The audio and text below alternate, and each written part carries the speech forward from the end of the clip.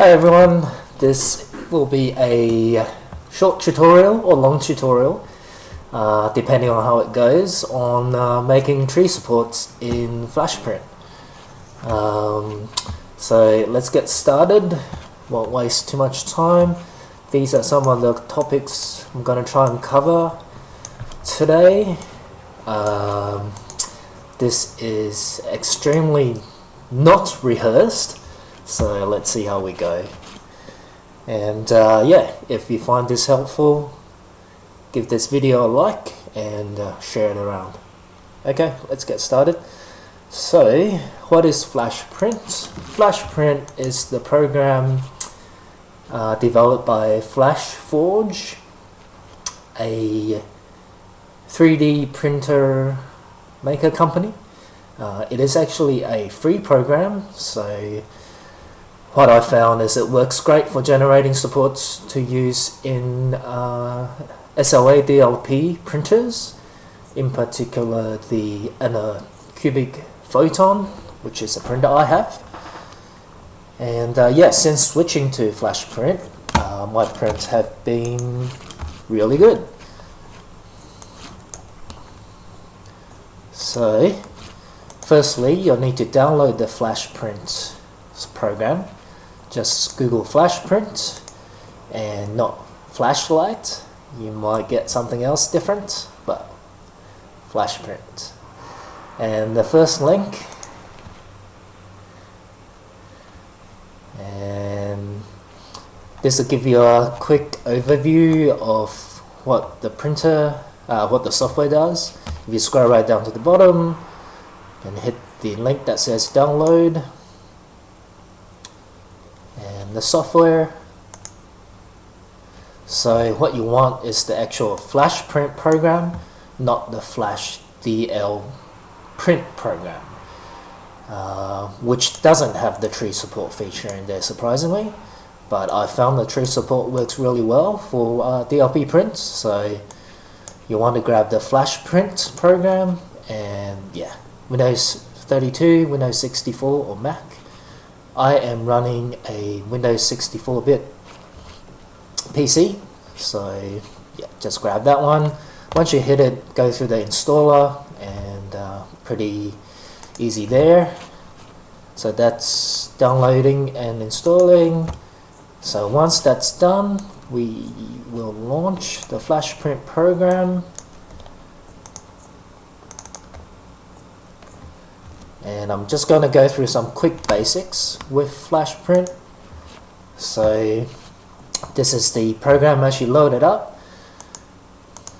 In the print section, just make sure that you have one of the FDM printers selected. If you actually choose that DLP printer, the Hunter, it won't have the tree support enabled, which is interesting. But yeah, just choose the Adventure 3 and you'll be fine. Obviously the build volume is not the same as on the Photon, so just be mindful of that. If you're going to be scaling your models up and down, the supports will also be scaled, so yeah, just be mindful of that. Make sure that the models that you actually bring in here is the correct scale. And to load in a model, just hit the load button and we will load in the Rapid Rabbit, which is a free model that you can download, and I'll put the link in the description. So we're just going to use this as the demo, and it's going to give you a prompt if it's not setting the volume, which is fine. Put it in the volume, and by default most will come in rotated the wrong way. So you have buttons on the left here, pretty self-explanatory. If you click on what you want and then click on the model, you get a widget. You also get actual dimensions you can put in here. So let's do this, and then hit the move. Say on platform, so I'm going to put it on platform. So that's And to get the tree support set up, let's load in the previous file that I've saved.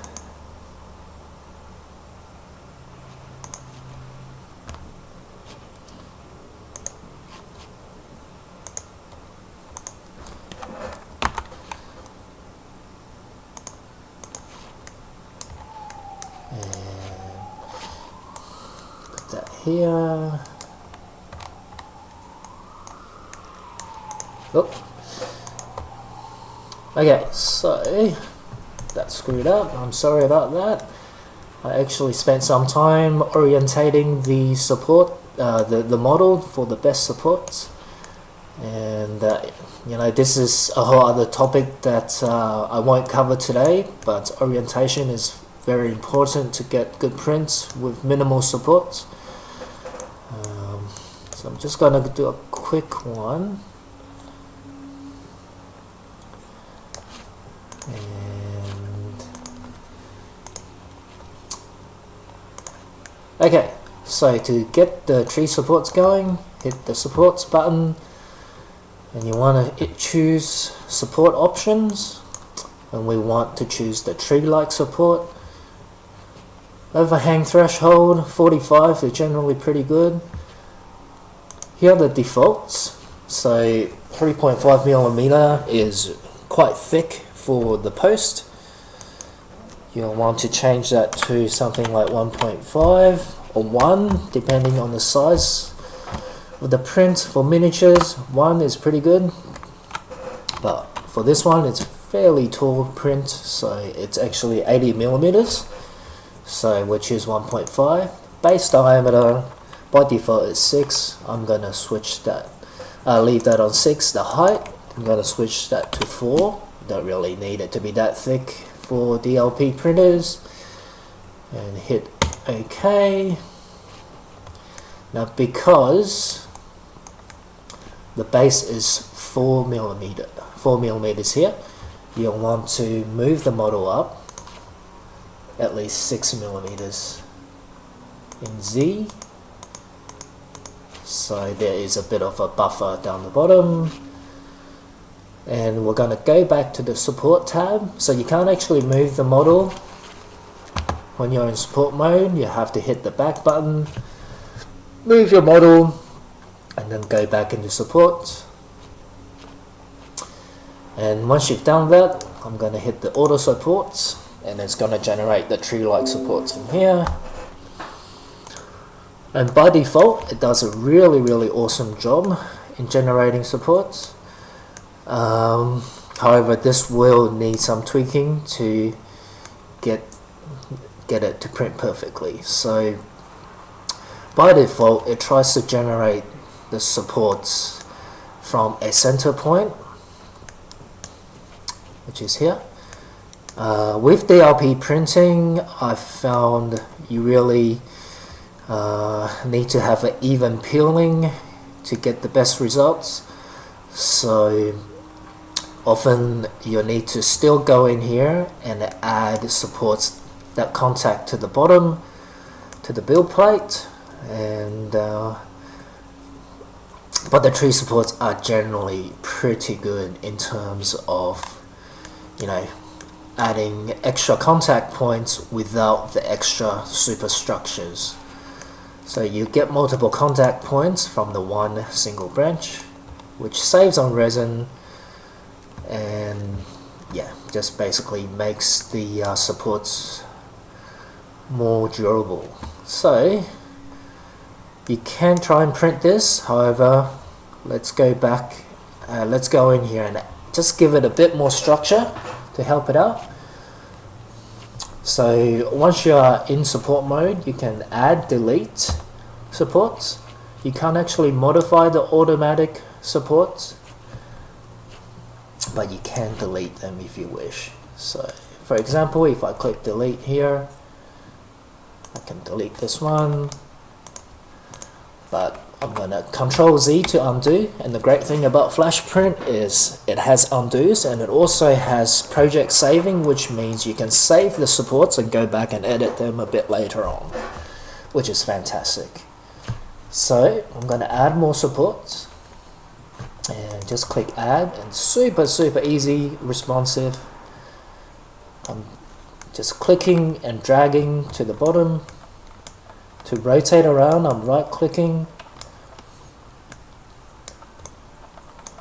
To pan, I'm middle clicking. To zoom in and out, I'm using the scroll wheel. So what I'm going to do is just try and give it a bit more contact to the bottom. Make sure it's straight. That's a good one. These years are going to be super hard to print.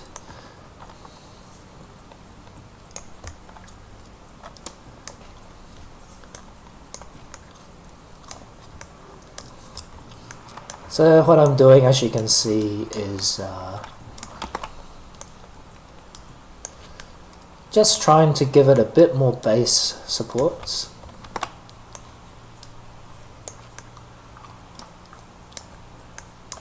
So we don't really want to rely on this single point growth area for the supports. We want to try and add a few more base supports to the build platform to help the print succeed. I'm going to do a super quick job here, so this video doesn't take a long time, but ideally you'll want to really just spend, you know, for a model like this I would probably spend 30 to 40 minutes adjusting the supports.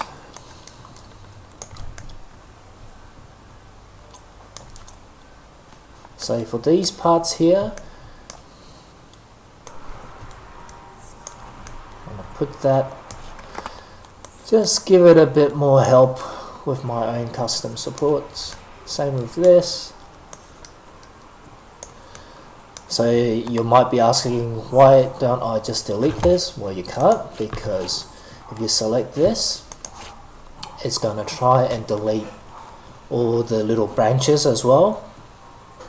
So you have to leave the base supports to the bottom. Not a big deal, since we're adding extra base supports anyway.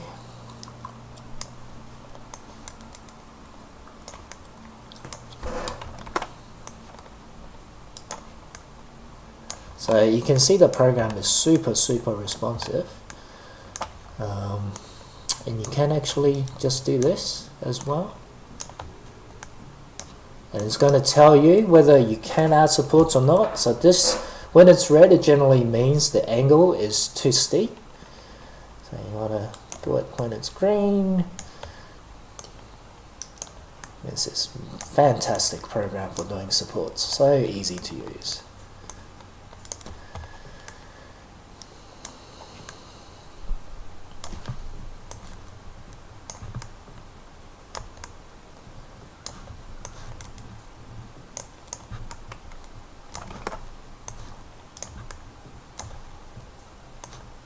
So hopefully you can see what I'm trying to do here is just add a bit more base supports to help the print.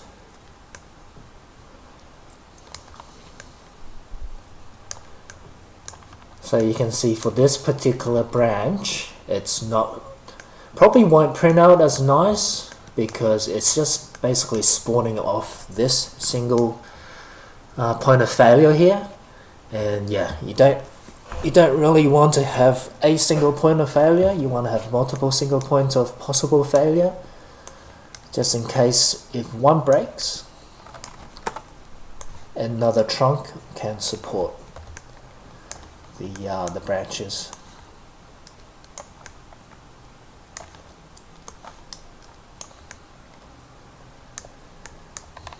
And you can also make your own superstructures like this. Super easy to use. In my opinion, much more flexible than any other support making program out there. And you can generate some really good supports in here, which will guarantee great print. So spend the time in Flashprint to make your supports, and it's just going to save you resin and save you, shitload of time. Oops, sorry, shouldn't swear.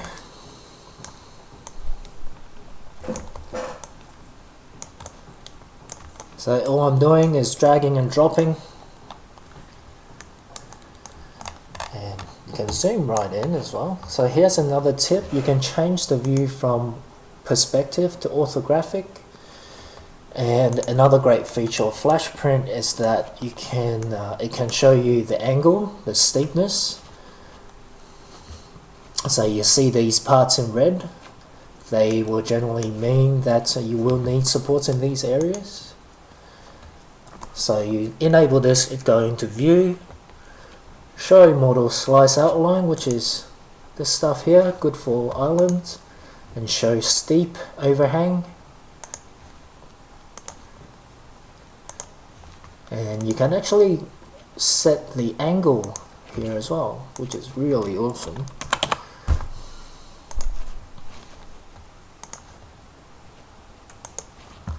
So I usually have mine about 60 because the auto supports will do a pretty good job at 45 degrees angle. Setting it to 60 will just give you a better idea on where it may have missed the supports. You can also change the orthographic or perspective view. I usually work in perspective view, just doesn't hurt my brain as much. So you see, Flashprint has done a pretty good job, but these areas here, they will need a bit more support.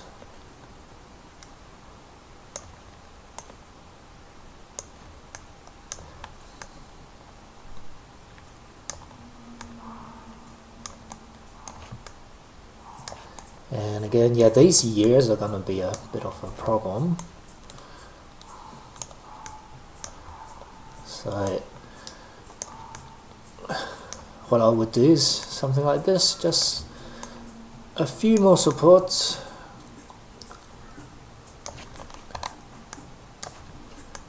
In the years. Maybe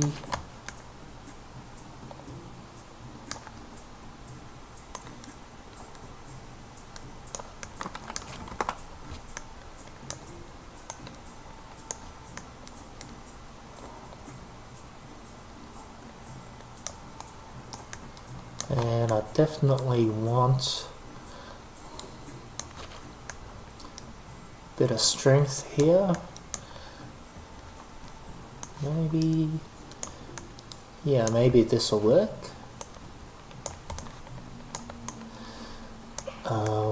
And the reason why I'm doing these superstructures is so I can ensure that the supports that grow up is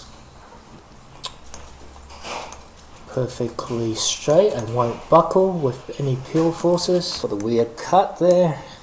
Okay, so we're gonna continue on doing the support here for this model.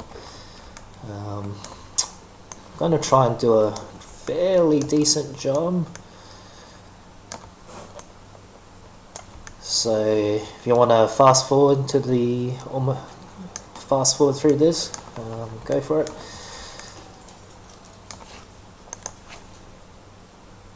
Just gonna commentate as I go, give you some thoughts on how I do support in FlashForge and how I do it.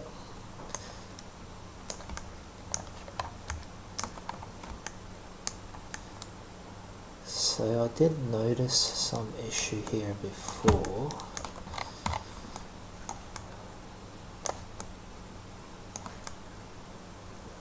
Yeah, I think might not be enough for these years. Let's add one more here.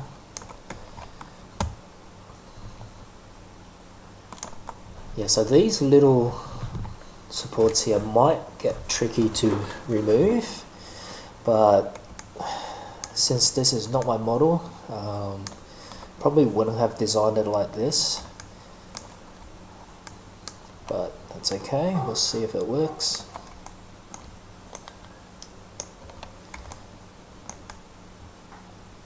Tips of the ears, the wings here might be an issue, so I'm going to do this, maybe. Try that.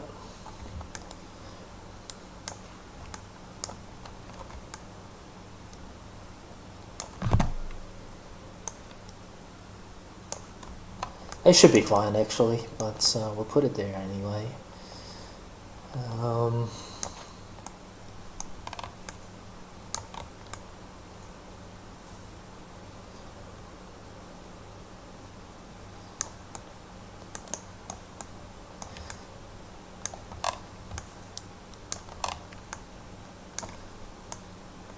Just adding a bit more support on the supports. So again, we want to try and have multiple points of failure just in case one of the branches, one of the trunks do snap off. We'll have others that can grow from that. There's going to be an issue here probably. So what I'm going to do is just do this. And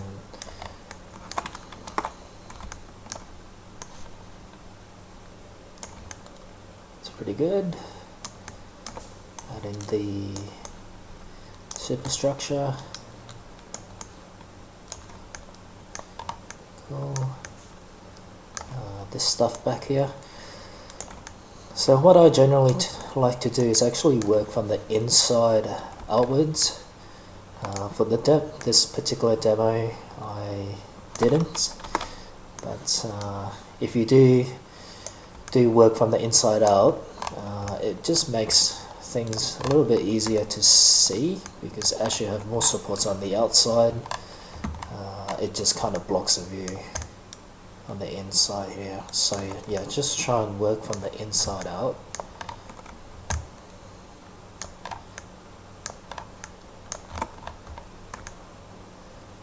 It's not looking too bad.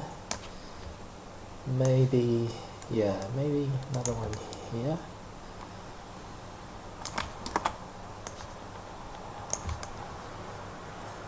So I'm trying not to build these bottom supports on an angle. I'm trying to build it so they go straight up. So you want to take better care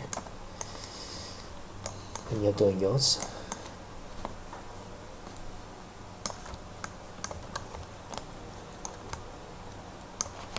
Okay, so let's have a look at the this section here.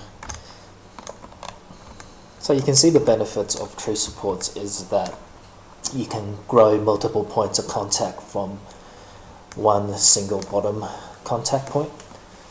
In this case, this should work fine.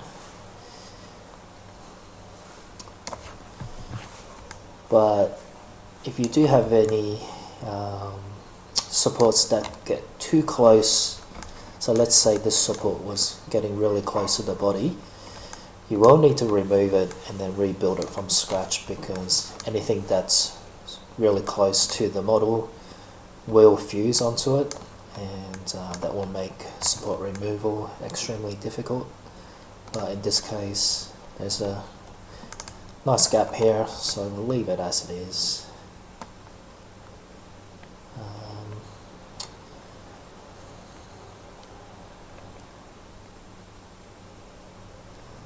What I might actually do is also, can I do this? Yeah, let's do that as well. Again, multiple points of failure is a good thing.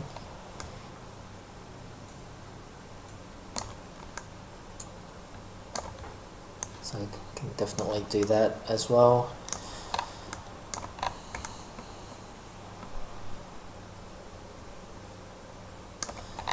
So what you can also do, so for this particular one here, we can probably delete it because that will save us any zits to remove afterwards. And then instead of growing it from here, we grow it from this branch. So gets to the same, does the same support area, just spawning from a different area. Just makes cleanup a little bit easier. It's not too bad.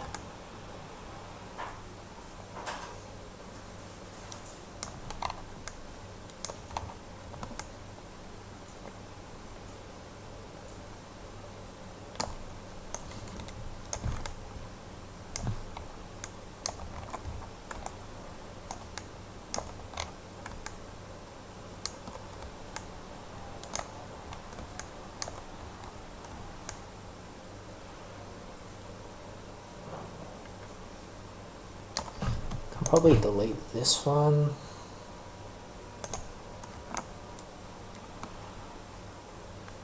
Yep, and just so again, Control Z works perfectly in Flash Print. So I'm going to delete this one, and then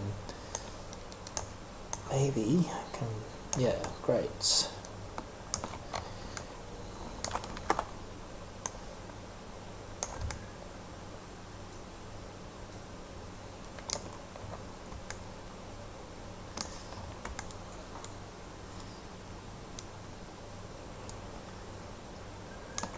So that angle there, that's going to be gnarly. Don't really want to try and print that.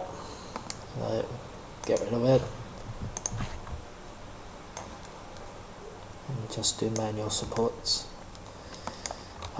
Supports crossing over each other, that's perfectly fine. I won't break anything. In fact, it'll probably give it more strength, so I can do this, and then this.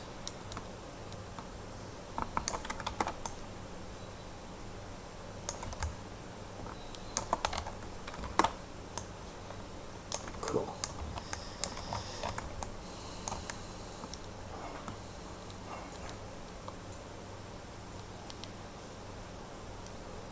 Okay, so that's looking pretty good. So let's save this out.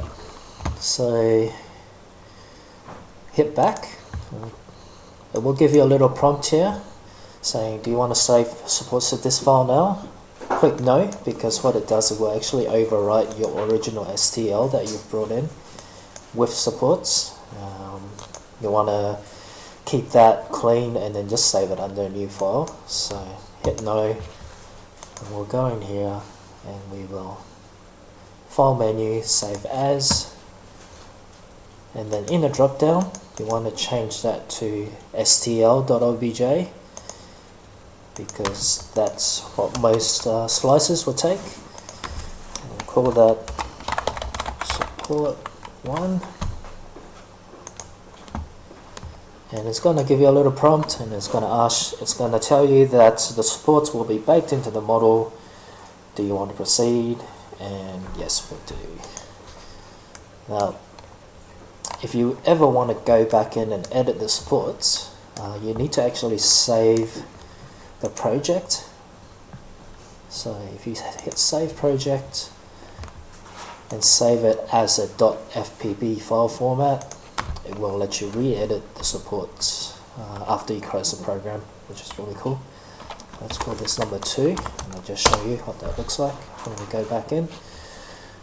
I'm going to close this and then reopen FlashForge, and then file,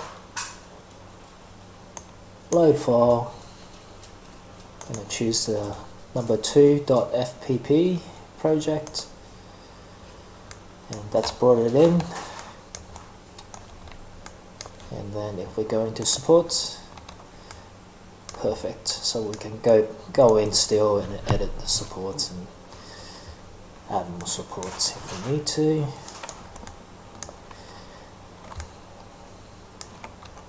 So far I actually haven't experienced any crashes with FlashPrint, and I've loaded models with over 1 million polygons in them, so yeah, it's pretty stable program.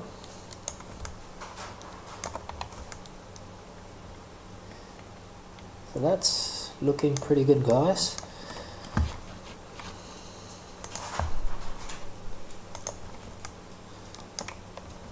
So that's support generation in FlashPrint using tree supports. There are actually other support options available, one of which is the default DLP column supports, and that's pretty much the same as the Photon Slicer auto support generation. So if you're more comfortable using that style of support, you can certainly do that as well in FlashPrint, but taking advantage of the fact that you can save your projects, and also FlashPrint just works a lot smoother. So let's take a look at that. I'm going to save this project and start a new one. I'm going to delete all the supports, and then just save it as number 3.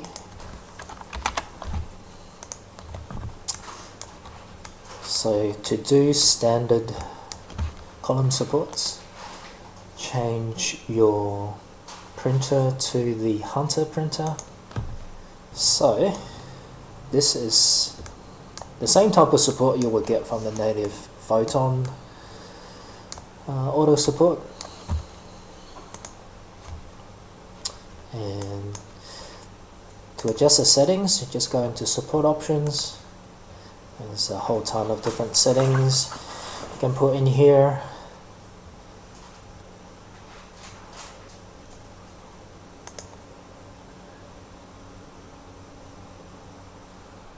You can add. Now it looks like with this you can only add, you can't actually spawn from other supports. You have to always just make them stick to the build plate. So not as flexible in my opinion. I would definitely just stick with the tree supports. So I think I've covered most of my topics here.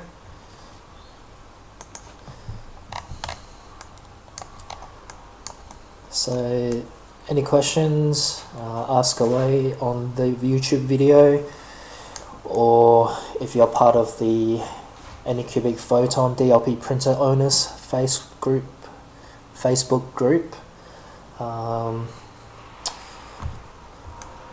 you can ask questions there. Shout out to the members of that Facebook group. It's a really awesome community.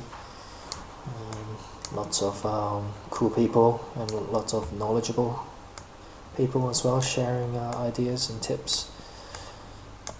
So thank you very much for watching, and see you again next time.